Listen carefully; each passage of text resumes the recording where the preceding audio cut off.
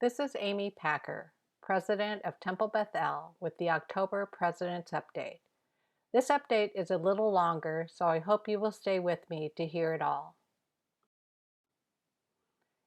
In this update, I will be sharing with you the financial status of Temple Beth El as of September 30th and let you know about the Reform Rabbinic Task Force that I am forming right now.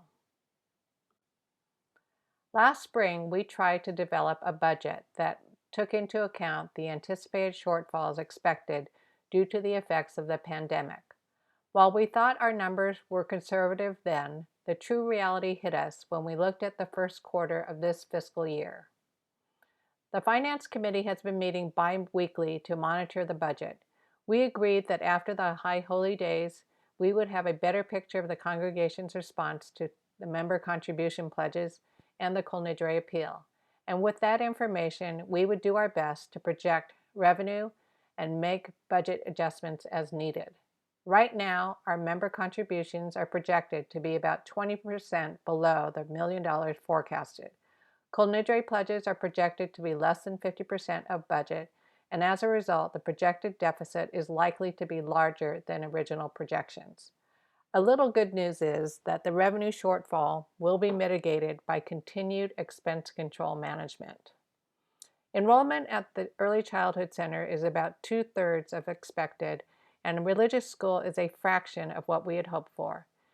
Any one of these single examples are understandable, but when you take into account all of them, the results are significant and then challenging, to say the least. Approximately 8 years ago, we implemented a voluntary membership contribution model. Initially, it was successful, with revenue increasing slightly over the old way we did things. At the same time, we created a membership category called Sustainers, which recognizes members who paid their fair share of our budget. That level was established at $4,500 per year. At this time, I'd like to acknowledge and express my extreme gratitude to the 51 families who have made voluntary contributions at the Sustainer level. However, over time, it has perhaps become too easy for members to decrease their giving without experiencing any reduction in member benefits. As you can see right now, 45% of our members pay annual contributions of less than $720. I've chosen this number because it is the non-member price for 2 High Holy Day tickets. I'm sorry if this comes across as harsh.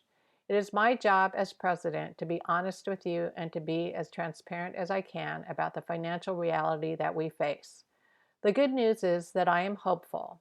I think now that I shared this information with you, I hope this moves you to think more generously about how you give. It's really pretty easy. Our deficit is about $200,000 plus. We estimate that our membership stands at about 538 families, give or take. If everyone increased their giving by $40 per month, that alone would erase the deficit. You can make donations as tributes for birthdays, anniversaries. Any donation will help our general fund. Here's how you can help. Collectively, there is power in numbers. If everyone gives what they can in a truly meaningful way, I ask you now to consider going above and beyond what you have pledged for this year. Just click the donate button below and start today. Every little bit helps, and truly the cumulative effect of everyone contributing what they can will make a difference. Remember that Temple Beth El SOC is here for you every day, whenever you need us. Please be here for us now. It is my intention to share this message with my monthly updates. My hope is that in the next few months, I will be sharing good news in recognition of congregants stepping up to support our community. Now moving on to our next topic, the formation of a Reform Rabbinic Task Force. In the strategic planning process that we have been engaged in since January, it has been frequently expressed that we need additional clergy support in the form of a Reform rabbinic presence. Some of the reasons are: there is a desire for a more familiar style of Reform worship. Parents have expressed wanting to see clergy involvement with children in Shabbat High and Besti. With only one rabbi and cantor, it is difficult to meet the pastoral needs of a congregation of our size. There is a desire for more programming recognizing the needs of young couples and interfaith families. Additional clergy would help support the development of more social action opportunities across our community. I am currently in the process of forming a task force with names of congregants recommended to me by temple clergy, staff, and lay leadership.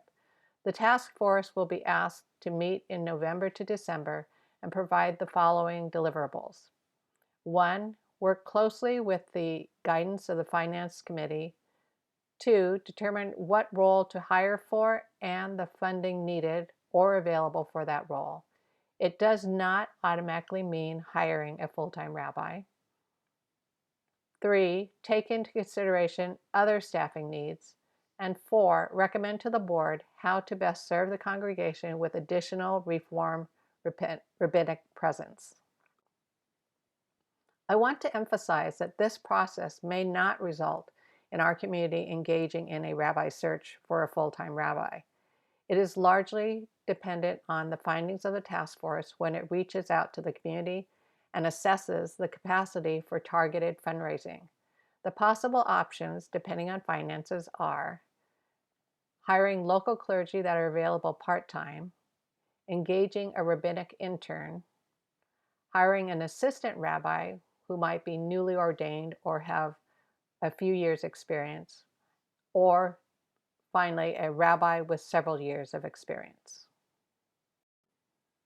Here is the funding reality.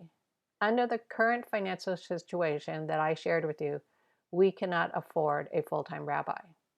If we fundraise, what would that look like?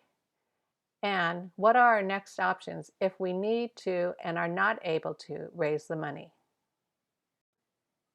I know this is a lot of information to take in.